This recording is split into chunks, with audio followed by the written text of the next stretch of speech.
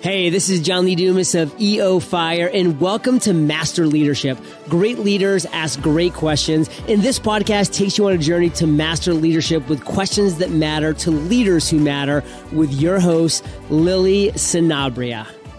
Hi, this is Lily, and welcome to Master Leadership, where we connect with leaders worldwide to gain insights on important topics to help us on our journey towards greater significance. If you would like to participate as a guest, or if you have a question that you would like to ask a guest, go to masterleadership.org for more information.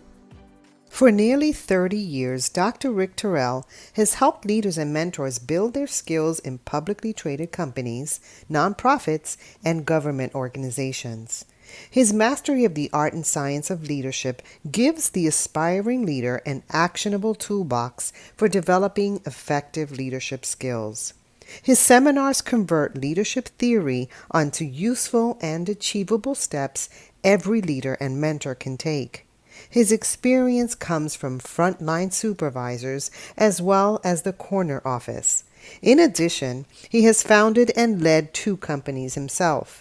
His Ph.D. is in psychology, and he has released his 4th business book, Leadership Rites of Passage. Rick's most substantial previous work was the 2009 groundbreaking book, The Wisdom of Resilience Builders: How Our Best Leaders Create the World's Most Enduring Enterprises. It shows how great leaders use 4 variables to build firms that are impact-resistant growth generators. Our interview will begin right after messages from our sponsors. Have you been wanting to launch your podcast and just haven't found the right resources? I launched Master Leadership Podcast in 2016, and it now ranks in top 1% globally. I've gathered all I've learned and created Master Your Podcast in a Weekend course on Master Your Swag app so that you have everything you need to share your voice with the world, minus those excuses. So download Master Your Swag app on Google or Apple platforms to access the Master Your Podcast course and launch your podcast this weekend. Welcome, Dr. Rick Tirrell. How are you? Hi, Lily. I am so delighted to be here. I am well. How are you? I'm doing well, especially Good. Connecting with you. We've been chatting a little bit right before we came on, and you're such a delight. We're so happy to have you. So are you ready to pour into our listeners? Actually, I love to talk about this topic, and I'm ready. All right. So tell us a bit about your path to leadership and what you're doing now. So my path to leadership is my whole life, which I think it is for everybody. We learn who we are as we grow, right? And when I was a kid, I was in various activities, and sometimes I'd be the leader and sometimes I'd not, like in things like student council and in college, the student government, that I could get elected. And then I would do everything. I wasn't a leader. I was good at getting elected. And then I would do it all, right? Along the way, I've started 2 firms. And there have been sort of stages of development in those 2 firms. And as the leader, I had to focus on my leadership and ask, what is it that I'm doing and what is it that I'm not doing? And one of the things that I found was there's layers to it. So you begin with some basic tasks, and then you master those pretty well. And you feel like, gosh, look, I'm really doing it. And then another one emerges. And you didn't see that coming. And how you know this next one has emerged is because you get frustrated. And then let's look there to see what is the leadership step that I need to take now. So my firm now is called Navigator Group. And if anyone would like to reach me, it's Rick Tirrell, Tirrell, at Navigator Group Inc., like incorporated.com. Pretty easy. And that's my website also, Navigator Group Inc. This firm was formed to do strategic planning and corporate culture work. So it was pretty much straight business stuff. But you can't do that without the boss saying, I got a couple leaders here who have potential. Would you be willing to work with them? And so this has been going on for many, many years, and I've so enjoyed it. And so About myself, I will say I call myself ambidextrous, like a switch hitter in baseball. I can right-handed, left-handed, because I think a capable business person, I can read a balance sheet, a profit and loss, cash flow statement, great. But I also have a Ph.D. in psychology, and this is very unusual. So that brought me to focus on this leadership. And just a year ago, I wrote this book on leadership. So I think that's what brought me to you. I love the collaboration between psychology and business, because leadership is about social emotional development. It is about absolutely growing as a person. I love speaking on this. And speaking of your book, I did get a copy. Thank you. Yay, very nice. Leadership Rites of Passage, the journey of the aspiring leader and the methods of the mentor. So tell us about your book. Tell us, I know you gave us your website, but what can we find on it? What can we learn? Well, the first thing you'll see on the website is the book, of course, right? We're supposed to sell them. Actually, it has been selling. I've been more than delighted. I've been amazed. If you type in leadership books on Amazon, mine pops up right to the top. So who knew that would happen? This book is just a year old. And it's won several awards. It's won 5 awards now. No one is more amazed than me. So the publisher said, do you want to send this out for book reviews for the critics? And I said, no, because they're going to say, obviously, this is a bright young man, but the work is sophomoric and we think he has a great future and like that. I was scared, right? Well, that is not what they said. They said it's a valuable tool in every leader's toolbox. The U.S. Review of Books forwarded it to the Eric Hoffer Book Award. And when I read that, I started laughing and I thought, Rick Tirrell getting the Eric Hoffer Book Award. Now that's crazy. That'll never happen. And what I did, well, with 2 sprinkles of humility, they have winner, the runner-up, second person, and the third is honorable mention, and that was me. But I'm not going to be like those people in the Olympics who get the silver medal and get on the camera and go, I'm disappointed. I wish I got the gold. I'm like, you're the second best in the world. So for me, 5 awards, I think it touches a nerve somewhere. And that's why the awards more than anything else. Well, it's beautiful. And you know what? Rites of passage. I'm so interested in that. So tell us a bit about those rites of passage. And are some of those easier than others? Well, none are easy. So I'll tell you, I wrote the book backwards. I started with the lit review because, you go to the airport and there are these books on leadership. And 30 years ago, I was fascinated and I would read them. And then I realized this is just a collection of tips, or this is just a pep talk. You see these motivational speakers and you're like, yeah, and you go to work on Monday and you go, now what am I supposed to do differently? And so over these years and years and years, I've been reading. You can see behind me books everywhere, right? And I thought, what if a young leader or even a not young leader would say, what books should I read on leadership? So I thought, I'll just type a lit review. So I started typing my favorite books, the classics, and some not so classic, but very valuable. And by page 10, I was bored. And I thought, leadership needs a story. It needs conflict. It needs struggle. And so I said, I'm going to write a business fable, like a novel. So it has a young guy who in the beginning, there's stuff about him that if you're alive, you're going to like this guy. And he joins his father's firm thinking this will be a smooth ride. And at age 25, he's new at this, he's young, his father dies. So he's now the 25-year-old CEO of this company. Well, things are going okay. He borrows $4 million. He expands drastically. And then boom, big recession. He's got 75 faces looking at him going, how are you going to pay me? And customers have just stopped sending in money. He's panicked. So he finds a mentor. And the mentor is old, small of stature, and has an accent that's hard to place. So there's a little bit of mystery to this mentor. And this book is 16 conversations that the reader, quote unquote, listens in on between these 2 men, from when Joe Miller is a young man to a medium to a not young man.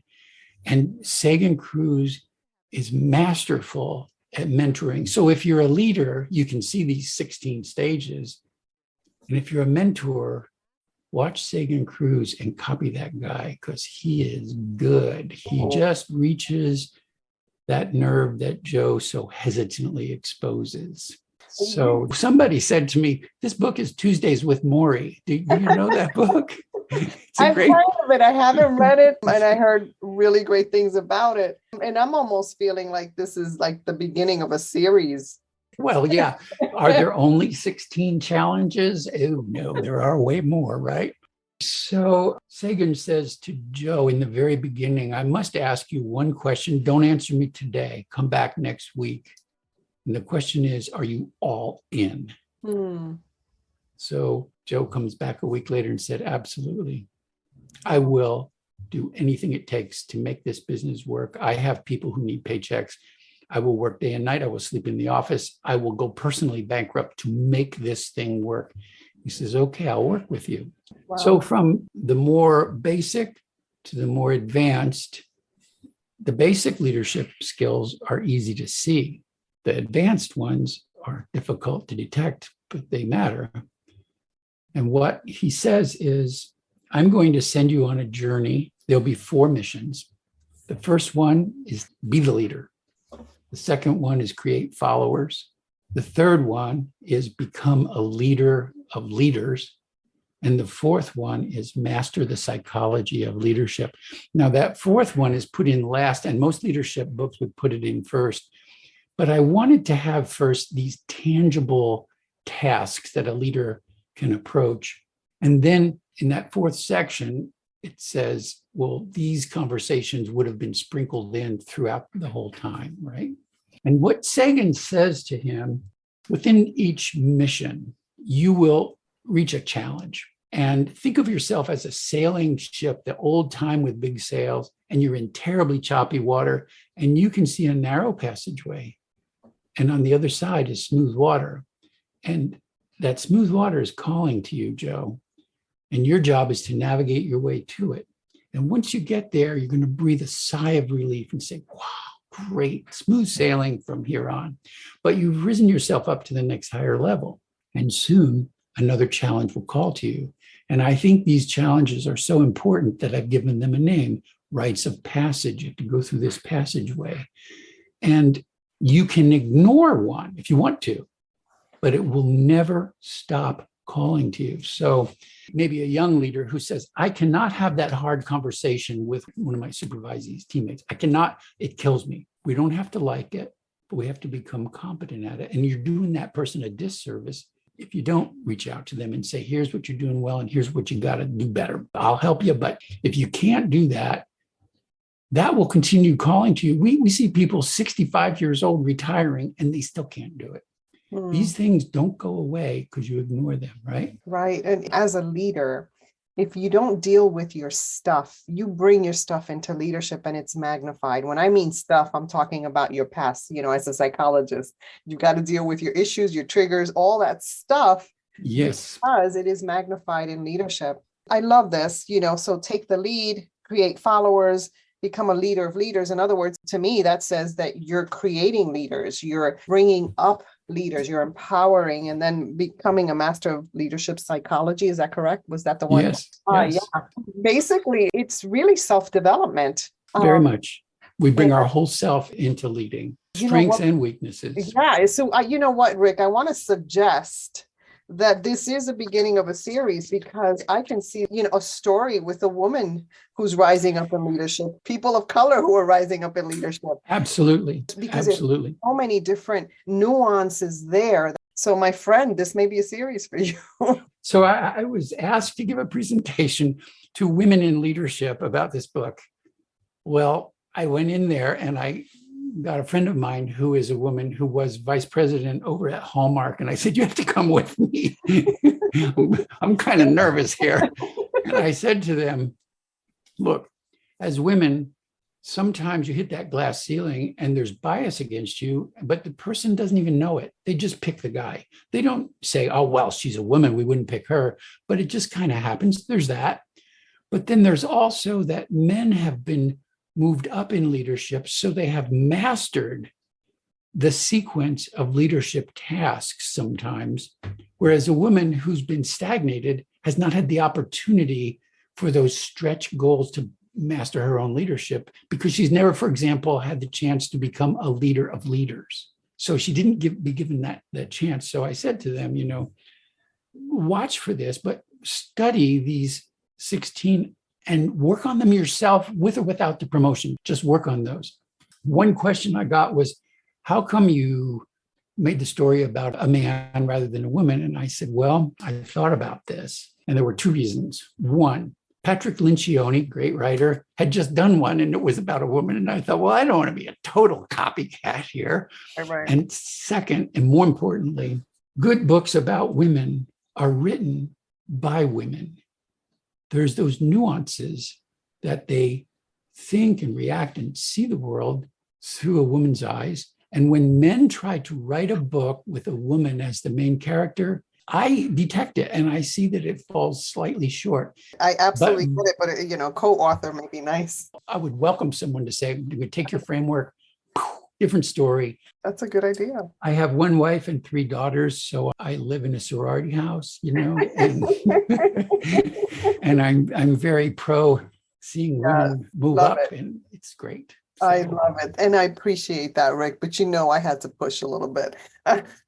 No, the question is very welcome. Very welcome. All right. Yeah. So Rick, as a lifelong learner, what are you learning right now?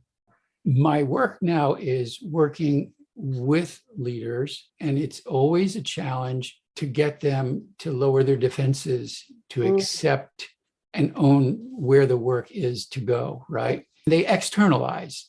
They say, my boss said this, the board of directors wants that my employees said this other person is mean and it's something. And so you deal with those external, but then at some point, the mentor needs to say, let's talk about you here. Has this happened before in your life? And when they say yes, of course, say, okay, is there a pattern that you follow that you could change? What is it you could do differently? So this is very intimate mentoring, but that is always sensitive and hard work for the mentor. But I enjoy that moment of changing the focus from external to self. But I don't think any mentor ever really can say, yes, check mark, I've mastered that. It's always when you're in there, you are on and you're focused and you're wondering if you're doing it right. And I do wonder sometimes. I mean, I'm focusing on them, of course, but I'm thinking, Rick, don't mess this up here. Get it here. I love that because you're so tuned into your mentee and that matters, right? But that's part of your training as a psychologist, no? Yes, very parallel. It is the same, isn't it? Yeah. So, in coaching and mentoring, to bring that aspect is super important. We need to up-level how we connect with people. We need to up-level how we communicate with people. I'm going to say this word, the 4-letter word that we don't say often, and I've been saying it a lot on these podcasts. We've got to love people. Yes. To me, that's key. That's what moves people from being defensive to more trusting. Yes. We in the English language have only one word for love, but other languages have multiple words. And there's a kind of parental love, fatherly, motherly. You care about this person and you kind of want to take them home and give them a bowl of chicken noodle soup. I mean, you kind of want to adopt them, And when you feel that way, that's healthy because you're so engaged. But let yourself own that. And then you'll notice from that moment on, you are always working to their benefit. I like that 4-letter word. Right. We need to use it more often. People get uncomfortable. But, they do. Yeah, you spoke about lowering defenses. And, in order to do that, you've got to establish that trust. And that's not always easy, but it is a goal to help people to move past their space of being uncomfortable. Really important work. Yeah. Once they see that I am not their boss, I have no power over them, they can walk in and say, I did the dumbest thing today and my boss is going to kill me. He'll probably fire me. I say, so tell me about it. They know they can say anything they want and it stays right there. Beautiful. And that's very freeing to them. So at first I thought, this is a book about the leader and he sees this mentor who throws these challenges at him.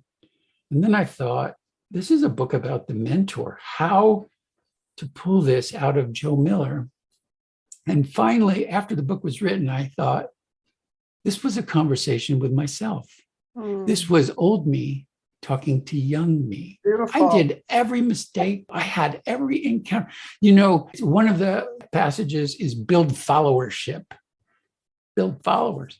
What do you need to do that? Well, I didn't do that well when I was young, and I would yell, charge, and I would run up the hill only to notice there's no one behind me. But naive me thought, well, this is a good mission. I've explained it. We all agreed. And so we'll all do it. And I didn't build that followership. I didn't create that partnership with them. And so each of these challenges that Joe encounters, I've encountered. And if I could go back and talk to me at age 25 or 30 or 40, what would I say? And that's the book. I'm both of the characters, and I picture you charging towards the top, nobody behind you. Yeah. And then the saying, it's lonely at the top. Yeah. John Maxwell talks about a lot, and being lonely at the top is because you have not established those relationships. Right. Lonely at the top. Many years ago, I started a thing here in Kansas City, which I still do, called the President's Seminar. And it's for presidents, owners, CEOs, and potential successors. And we meet once every 6 weeks. And after a couple of years, I was asking them, so what do you value? Why do you keep renewing every year? And the answer was unanimous. I like being with people like me because I can't talk to the people in my own company the way I can talk to these peers. I can't open up completely to the people at work about my frustrations, my fears, my worries. And it's lonely at the top. But I'm with a bunch of other people who are lonely at the top, and now we're not lonely. So you make things happen. And I understand that too, having a mentorship group and having a coaching mastermind, or what I call master growth group, is key, is part of our growth, right? So yes. Rick, when you think of leadership today, what most concerns you and what are you most hopeful about? I'm going to say something that's controversial, but then it isn't. Our country, our culture is so terribly divided. It's fragmented into these pockets. I'm talking about political opinions, that sort of thing. And it wasn't always that way. And so what happens is our leaders, take, for example, the President of the United States, any one of the last 5 or 6 gets up and has the whole Congress there, maybe State of the Union, and says, we're going to do this and this year. Half the room applauds and the other half boos. It doesn't matter what he just said. This is what happens every time. Can you imagine Steve Jobs getting up in front of 100 vice presidents and saying, we're going to make a tiny phone that's got a camera and music on it? Can you imagine half the room applauding and half booing? That does not happen, right? So business leadership is a little easier than political leadership. But what concerns me is that in our American culture, we so much believe that, well, I get to decide, that even when a business leader wants to move toward a new initiative, that will be great. It will generate prosperity. It'll make life easier. Putting in new software, new supply chain software, something like that, it's going to make your life easier. Then you go down and talk to the people on the front lines and you get this again. I think we got to just say, okay, boss, if we've all agreed to do it, then I'm going to give it everything I got. And that culture is bleeding into our everyday work. And I think a leader needs to be very keenly aware of that and go down there to those supply chain people and say, now really tell me how you really feel. I want to know, because if you're not comfortable, let's you and me just talk about it. Right. Because that concerns me, is this drift in that direction. Yeah. It is very concerning. Now, what are you most hopeful about?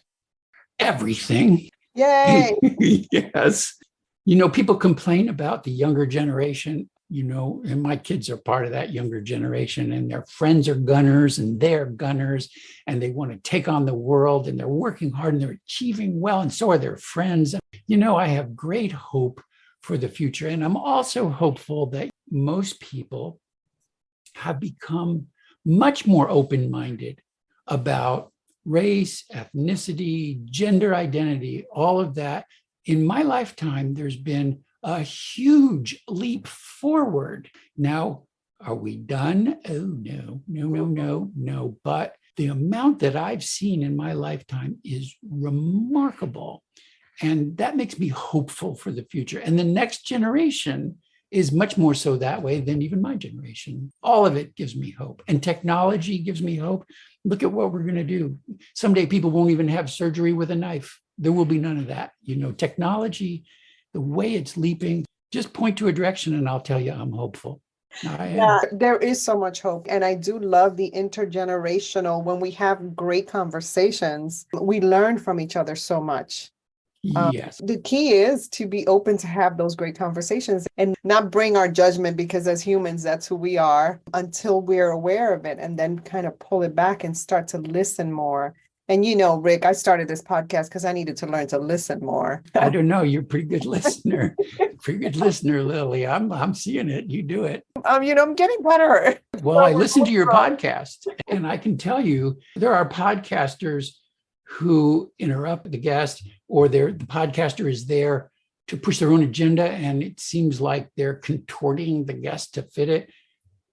You listen and you focus, and the next question always matches some piece of what was just said. That's pretty good. Thank you. I think I'll keep you. Thank you. All right. So, Rick, here we have a surprise question from a former guest.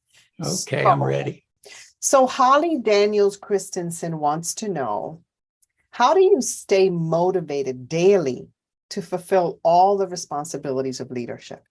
So for me, it is looking to the benefit of what we're trying to accomplish. It's being tied into the mission and the purpose and caring about those. So for me, I always need to be pursuing that mission. And the companies that I work with, where I do either strategic planning, corporate culture, or leadership development programs with them, I have to like the company, and I have to think these are compassionate people that I want to be around, right? I don't gravitate toward the others.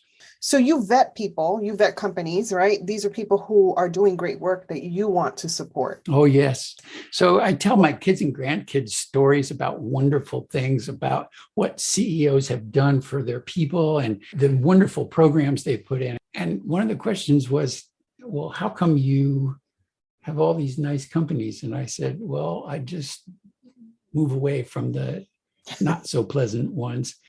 Jay Leno asked Willie Nelson, Willie, when are you going to retire? Willie looked at him and said, retire from what, Jay?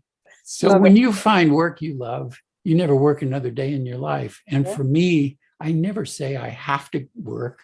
I say, well, what do I get to do today? And I am happy being here right now talking with you, Lily. This is a good moment for me. This isn't work. This is fun. This is great. Yeah. It's fun. I think you feel the same way. Absolutely. And so here we are. We master leadership, master is a verb.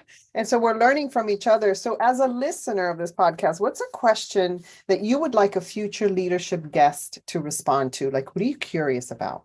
I would ask them about the very thing that concerns me for the future. I would ask, how do you engage the fragmented groups within your organization to become cohesive and get behind the goals that you're all trying to achieve? How do you engage them? I suggested a moment ago that once they get that consensus and everybody says, yep, we're going to do it, then they should loop back and go down into the trenches and ask and listen.